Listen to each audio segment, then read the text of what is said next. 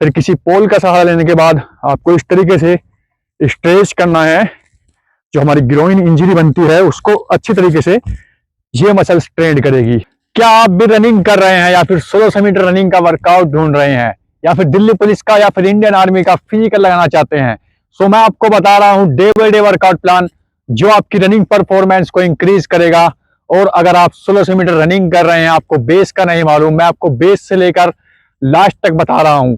मैं आपको warm up से लेकर स्ट्रेच कैसे करते हैं अपनी बॉडी को और स्ट्राइड कैसे लगाते हैं या फिर एबीसी ड्रिल किस प्रकार की जाती है, मैं आपको सही तरीके से बता रहा हूं। और आपकी परफॉर्मेंस इंक्रीज करने के लिए आपको सही से वर्कआउट दे रहा हूं। मैं आपको day by day workout plan दे रहा हूं। सो मैंने कल आपको बताया था फ्राइडे में आपको किस तरीके से वर्कआउट करना है। आज मैं आपको बताऊंगा वीक का लास्ट डे है, सैटरडे में आपको क्या करना है और किस तरीके से अपनी फटीक लगानी है। इससे पहले मैं आपको इसी चैनल पर बता चुका हूं ऑफ सेशन किस प्रकार किया जाता है और स्पीड सेशन किस प्रकार किया जाता है। मतलब आपको टीए आर्मी का स्पेशल वर्कआउट प्लान में दे चुका हूं, आप जाकर देख सकते हैं।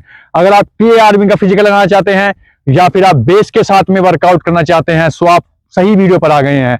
तो स्वागत है आपका हमारे YouTube channel run for run 3000 metre में।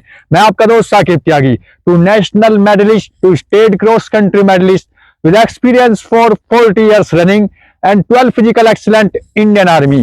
मैं आज आपके लिए लेकर आया हूं जो सैटरडे में आपको क्या रेपिटेशन लगानी है या फिर क्या वर्कआउट करना है। मैं आपको बताऊंगा बेस से लेकर स्टेज तक, स्टेज से लेकर आपको कूल डाउन तक। मैं आपको सही से बताऊंगा किस प्रकार आपको वर्कआउट करना चाहिए।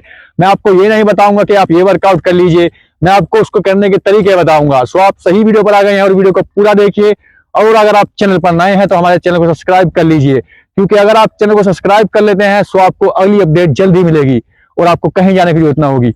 चलता हूं मैं उस वर्कआउट प्लान की तरफ जो फिजिकली वर्कआउट प्लान है, मैं आपको करके दिखाऊंगा।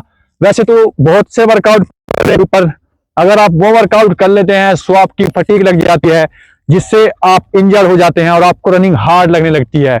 ऐसा नहीं है, रनिंग इतनी हार्ड नहीं है। अगर आप टेक्निक के साथ में कर लेते हैं रनिंग को सो रनिंग बहुत इजी है, और अगर आप बिना टेक्निक के करते हैं सो रनिंग बहुत हार्ड है। तो सबसे पहले हमको आ जाना है अपने ग्राउंड पर। अगर आप 1600 मीटर रनिंग की प्रैक्टिस कर रहे हैं तो आपको 4 बातों का ध्यान रखना है। अगर आप ये 4 बातें अपने वर्कआउट में ऐड नहीं करते सो आपकी रनिंग परफॉर्मेंस कभी बेहतर नहीं हो सकती। जो फर्स्ट पॉइंट है वो है हमारा आपको टेक्निकल वर्कआउट करना है, और जो सेकंड पॉइंट है हमारा वो है हमारा आपको रनिंग के साथ साथ, मतलब आपको अपनी ट्रेनिंग के साथ साथ, वर्कआउट के साथ साथ अपनी डाइट को मेंटेन रखना है। मतलब आपको डाइट के हिसाब से वर्कआउट करना है।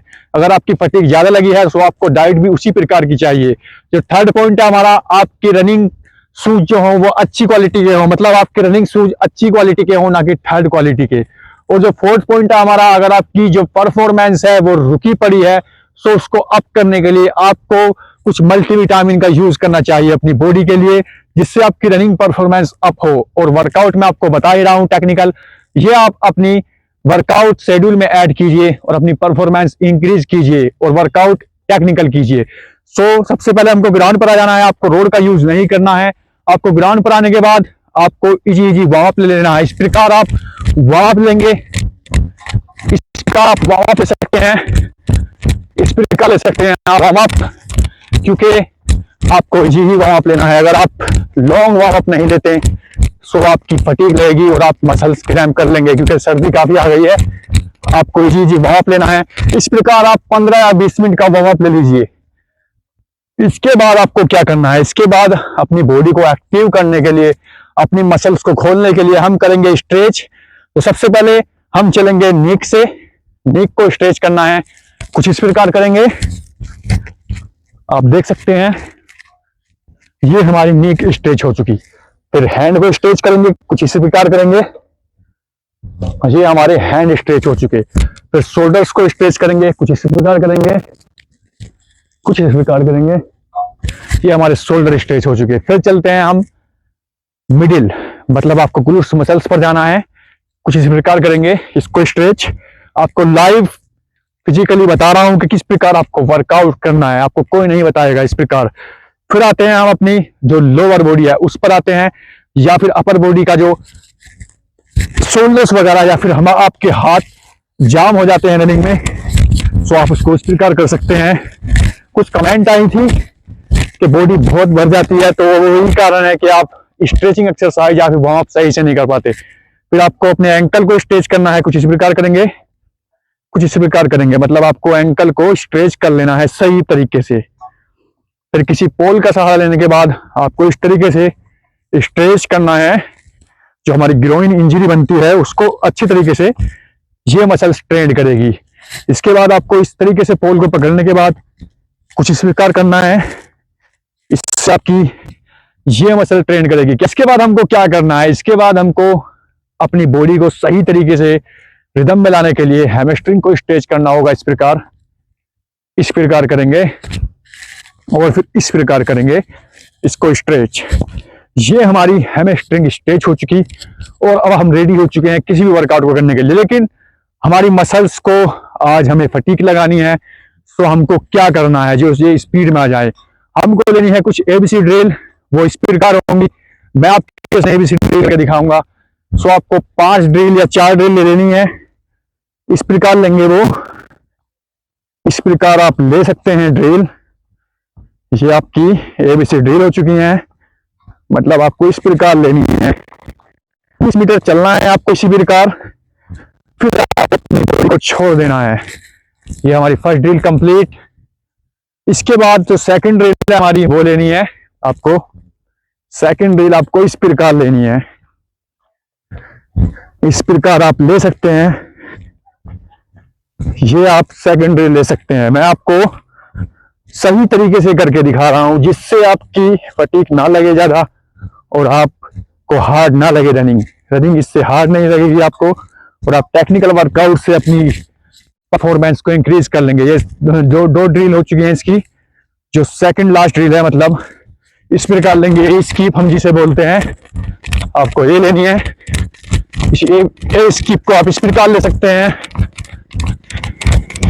इस प्रकार आप लें इसको। ये हमारी थर्ड ड्रिल कंप्लीट।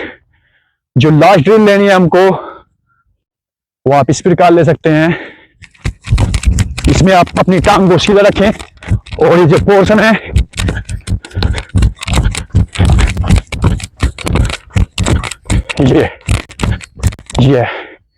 ये हमारी 4 ड्रिल कंप्लीट हो चुकी है। अब हमको क्या करना है, अब हमको अपनी बॉडी को स्पीड निकालनी है। सो हमको थोड़ा स्ट्राइड भी लेनी है। आप 4 या 5 स्ट्राइड ले सकते हैं। फर्स्ट स्ट्राइड आपके किस प्रकार होगी वो मैं आपको बताऊंगा। ये हमारी फर्स्ट स्ट्राइड, इस प्रकार आप स्ट्राइड ले सकते हैं। मतलब आपको 5 स्ट्राइड या फिर 6 स्ट्राइड लेनी है। मैं आपको एक स्ट्राइड और बताऊंगा, इस प्रकार ले सकते हैं।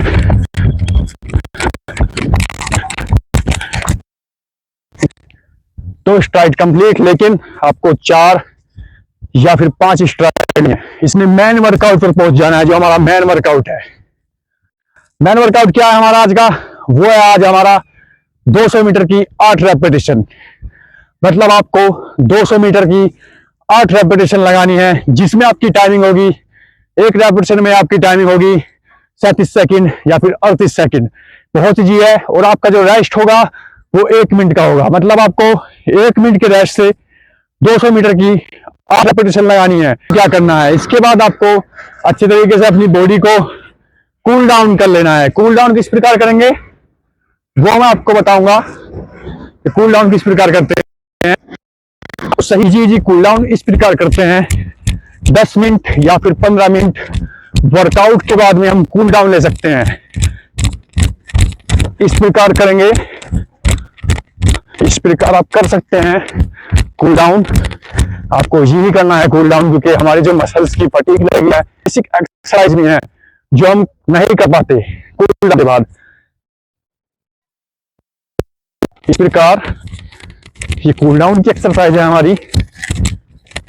ये हर कोई नहीं बताएगा आपको कि आपको किस प्रकार वर्कआउट करना है। इस प्रकार आप कर सकते हैं। ये कूल डाउन जो हो गए हम, सो आपको इस प्रकार कर लेना है, ये और फिर ये और फिर ये। कूल डाउन क्या वो हमारी बॉडी बिल्कुल फ्री हो चुकी है, मतलब पहले जैसी हो चुकी है। आप कुछ भी इससे कर सकते हैं, मतलब इस प्रकार और फिर इस प्रकार। ये हमारी बॉडी कूल डाउन से बिल्कुल फ्री हो चुकी है। ये हमारा मॉर्निंग सेशन कंप्लीट हुआ, जो सैटरडे का मॉर्निंग सेशन है। लेकिन अब इवनिंग में हमको क्या करना है? इवनिंग में सबसे पहले हमको पहुंच जाना है अपने ग्राउंड पर, जहां पर आप प्रैक्टिस करते हैं। इसके बाद आपको इजी इजी रन कर लेना है। इजी रन कितना करना है आपको? आपको 25 मिनट कंटिन्यू इजी रन करना है। मतलब इस प्रकार आप 5 के पेस पे 25 मिनट इजी रन कर सकते हैं। ये करने के बाद आपको बिना स्ट्रेच किए आपको लगानी है 100 मीटर की स्ट्राइड लगानी है। 100 मीटर की स्ट्राइड किस प्रकार लगाएंगे वो मैं आपको बताऊंगा। आपको 6 स्ट्राइड लगानी है रनिंग करने के बाद, सिर्फ इजी रन करने के बाद 100 मीटर की स्ट्राइड लगानी है, जिसमें आपकी टाइमिंग होगी 20 सेकंड, और 20 सेकंड का ही आपको रेस्ट मिलेगा। इस प्रकार आप लगा सकते हैं 100 मीटर के 20 सेकंड में आप, क्योंकि उसेन बोल्ट ने 9 सेकंड में 100 मीटर लगा रखी है, तो आप 20 में नहीं लगा सकते क्या? सो आपको 100 मीटर 20 सेकंड में लेना है और 20 सेकंड का ही रेस्ट लेना है। इसके बाद आपको इजी इजी 10 मिनट का कूल डाउन लेने के बाद, कोई फटीग देने के बाद घर चले जाएं। ये आपका सैटरडे का वर्कआउट प्लान कंप्लीट हुआ। सो ये है हमारा सैटरडे का वर्कआउट प्लान। सो आपको जो भी डाउट है आप कमेंट कर सकते हैं, मैं आपके डाउट को क्लियर करने की पूरी कोशिश करूंगा। और अगर आप दिल्ली पुलिस या फिर इंडियन आर्मी का फिजिकल लगाना चाहते हैं, सो आप इस वर्कआउट को कीजिए और अपनी परफॉर्मेंस को इंक्रीज कीजिए।